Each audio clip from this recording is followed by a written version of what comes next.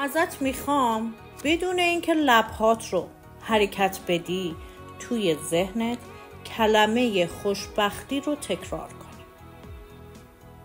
تا 3 میشمارم. 1 2 3. تکرار کردی؟ چه کسی این کلمه رو گفت؟ شما که لبهاتون رو حرکت ندادین. چه کسی گفت؟ و جالبتر این که چه کسی صداش رو شنید؟ شما چیزی رو که صدا نداشته رو حتی شنیدین.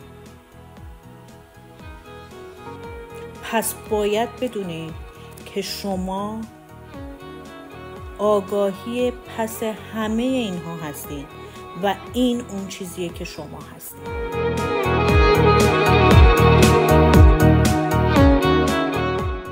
ازت میخوام بدون اینکه